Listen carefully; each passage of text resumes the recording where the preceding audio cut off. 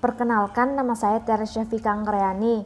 Nah, di video kali ini saya akan membahas tentang hubungan kuantitatif struktur aktivitas obat. Nah, untuk mempersingkat waktu, kita akan masuk pada slide yang berikutnya.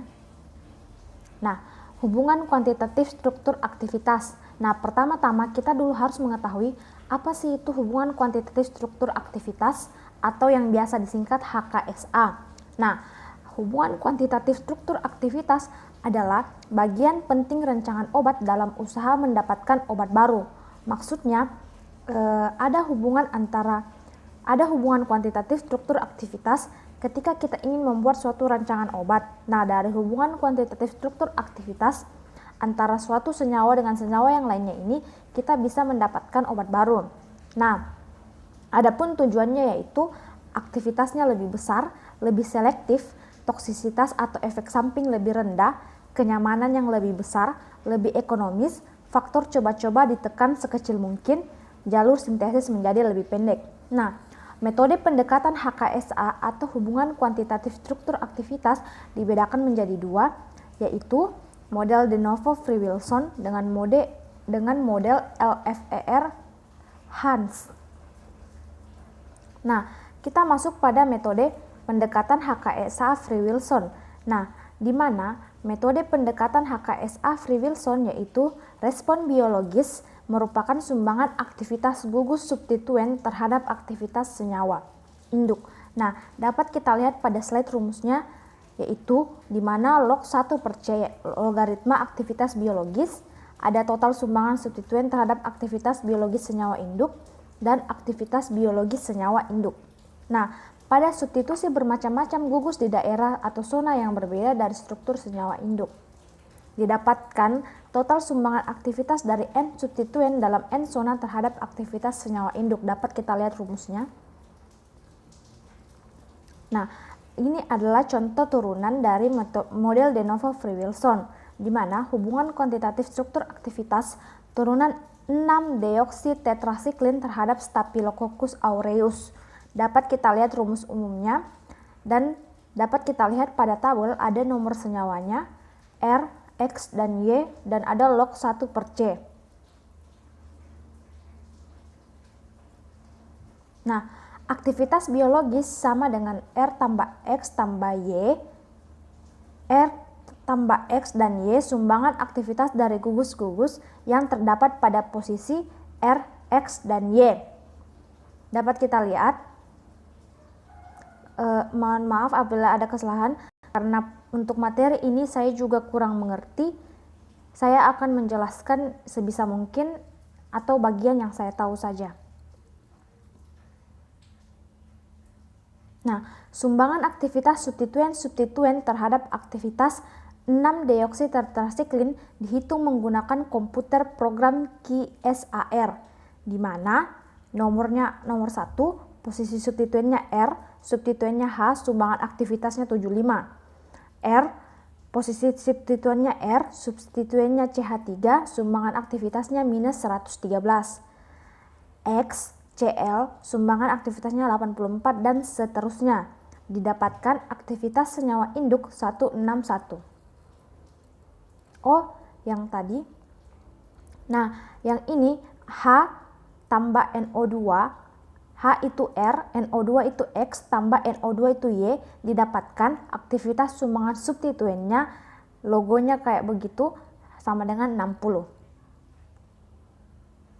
Nah, model de Novo ini kurang berkembang karena seperti kekurangannya yaitu tidak dapat digunakan bila efek substituen bersifat tidak linier, bila ada interaksi antar substituen, memerlukan banyak senyawa dengan kombinasi substituen bervariasi untuk dapat menarik kesimpulan yang benar. Nah, sedangkan keuntungannya dapat menguji HKSA turunan senyawa dengan bermacam-macam gugus substitusi pada berbagai zona.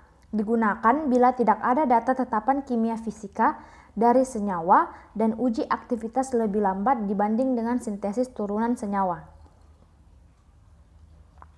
Nah, kita masuk pada model yang kedua, yaitu model pendekatan HKSA Hans.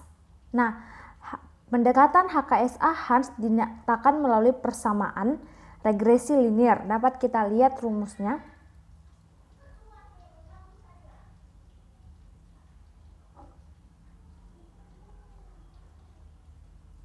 Nah, model pendekatan HKSA ada simbol, parameter, dan keterangan. Dibagi menjadi dua, ada parameter hidrofobik dan ada parameter elektronik. Misalnya log P dalam kurung log P pangkat 2 logaritma koefisien partisi, keterangannya dapat kita lihat log P sama dengan dan selanjutnya.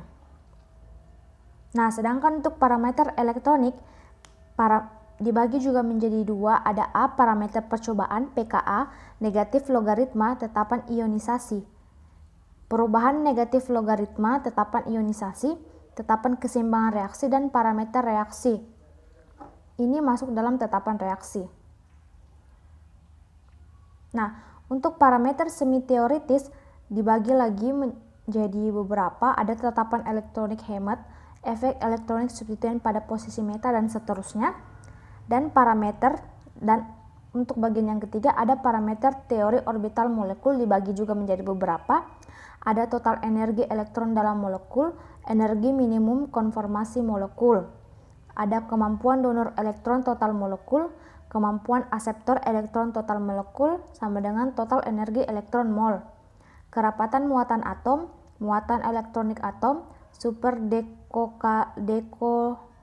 delokalisabilitas nukleofil, super delokalisabilitas elektrofilik, super delokalisabilitas radikal bebas, dan koefisien orbital atom itu masuk dalam kerapatan elektron dan energi atom. Nah, di sini ada parameter sterik dibedakan juga menjadi dua, ada parameter meruah dan ada parameter sterik, di mana parameter meruah dibedakan menjadi berat molekul, volume molar, refraksi molar, parakor, volume van der Waals. Dapat kita lihat rumusnya. Nah, parameter sterik dibedakan juga menjadi parameter sterik Taft dan parameter sterik terkoreksi Henoch, jarak antar atom, jari-jari van der Waals, tetapan sterik Cartan. Nah, dapat kita lihat rumusnya.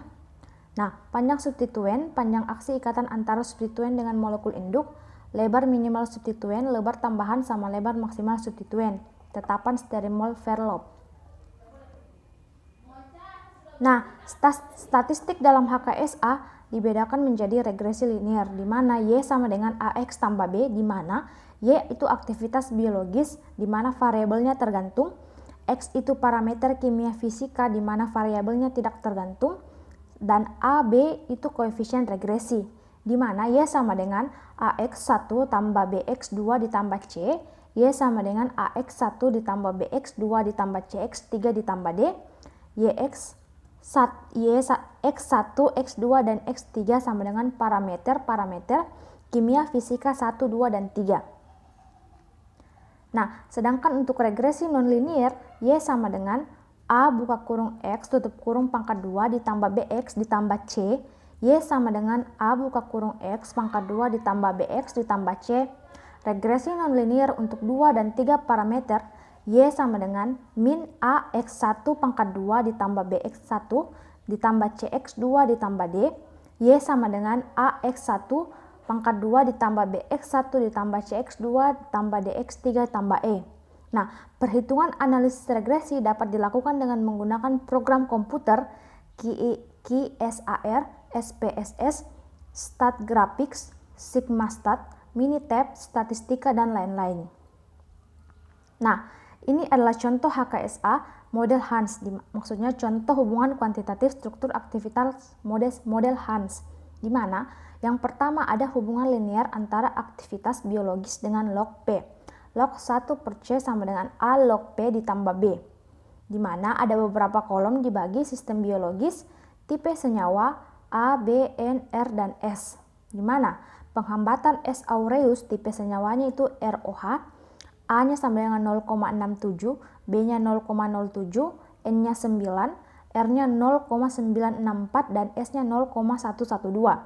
Nah, untuk koefisien fenol S tiposa ROH tipe senyawanya A-nya 1,02, B-nya min 1,54, N-nya 15, R-nya 0,996, dan S-nya 0,90. Begitupun seterusnya. Nah, yang kedua ada hubungan nonlinear antara aktivitas biologis dengan log P. Dapat dirumuskan dengan rumus berikut, di mana terbagi juga menjadi sistem biologis tipe senyawa A, B, C, N, R, dan S, di mana koefisien fenol S aureus tipe senyawanya itu ester 4-OH asam benzoat, A-nya min 0,17, B-nya 1,78, C-nya minus 2,20, N-nya 8, R-nya 0,997, dan S-nya 0,066. Dan seterusnya. Dapat kita lihat sendiri. Yang ketiga, hubungan nonlinear antara aktivitas biologis dengan pi dan alfa ini kah? Nah, dibagi lagi menjadi sistem biologis tipe senyawa A, B, C, D, N, R, S, di mana penghambatan S aureus itu Staphylococcus aureus, tipe senyawanya chloramphenicol minus 0,54, B-nya 0,48, C-nya 2,13, D-nya 0,22, N-nya 9, R-nya 0,945, dan S-nya 0,264. Nah, sedangkan penghambatan E. coli chloramphenicol minus 0,68, 0,31, 1,36, 0,79, 10, 0,818, sama 0,555. Nah, ini adalah HSA turunan chloramphenicol. Dapat kita lihat struktur umumnya dan dapat kita lihat nilainya pada tabel.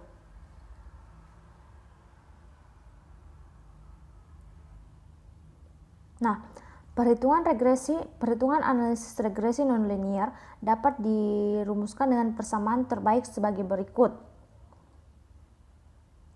Nah, dapat kita lihat persamaannya. Nah, dari persamaan di atas dapat kita simpulkan ada hubungan parabolik yang bermakna antara sifat elektronik dan lipofilik V dari gugus R turunan chloramphenicol dengan aktivitas antibakteri terhadap Staphylococcus aureus, yaitu pengaruh sifat elektroniknya lebih besar daripada lipofilik. Yang kedua, chloramphenicol R sama dengan NO2 mempunyai aktivitas antibakteri terhadap Staphylococcus aureus yang optimal.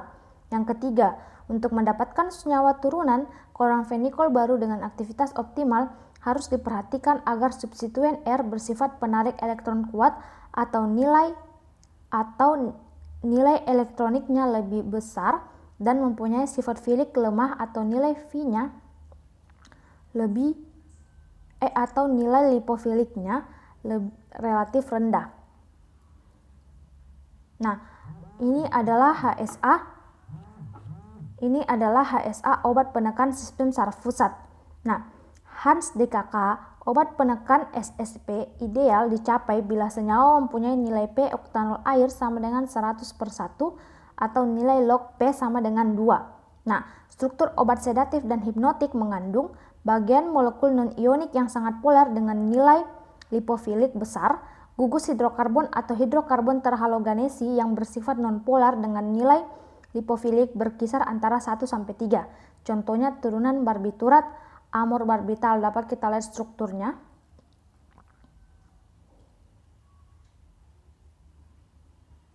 Nah, di samping strukturnya itu ditentukan nilai substituen dan nilai lipofiliknya. Nah, sedangkan HSA turunan fenol ya sudah hubungan perubahan struktur dan aktivitas penghambatan spora Bacillus subtilis log 1/I50 dengan nilai log P dan pKa turunan fenol. Nah, dapat kita lihat sendiri rumusnya. Untuk yang bagian ini saya mohon maaf, saya kurang mengerti. Nah, HSA turunan asam bensen boronat. Nah, menurut Hans, HSA antitumor turunan asam bensen boronat RC6H5BOH2 ada hubungan bermakna antara sifat lipofil turunan asam bensen boronat dengan kadar obat dalam otak log C. Nah, ini adalah rumusnya. Gugus asam boronat yang bersifat elektron donor atau nilai lipofilnya memudahkan interaksi obat dengan jaringan tumor yang kekurangan elektron, di mana lokalisasi selektif turunan asam bensen boronat dalam jaringan tumor di otak tergantung pada sifat lipofil dan elektronik senyawa. Nah, bila dilakukan radiasi dengan sinar eutron, senyawa akan melepaskan radiasi alfa dengan energi tinggi, di mana hal ini akan merusak jaringan tumor otak. Nah, dalam HKSA model Hans lebih berkembang dan lebih banyak digunakan dibanding model de novo Free-Wilson karena lebih sederhana, konsepnya secara langsung berhubungan dengan prinsip-prinsip kimia fisika organik yang sudah ada, dapat untuk hubungan linear dan non-linear, data parameter sifat kimia fisika substituen sudah banyak tersedia dalam tabel-tabel, penggunaan pendekatan model Hans telah banyak dapat menjelaskan hubungan struktur dan aktivitas suatu turunan obat. Nah, mungkin itu saja yang bisa saya sampaikan. Lebih dan kurangnya mohon dimaafkan. Selamat pagi dan terima kasih.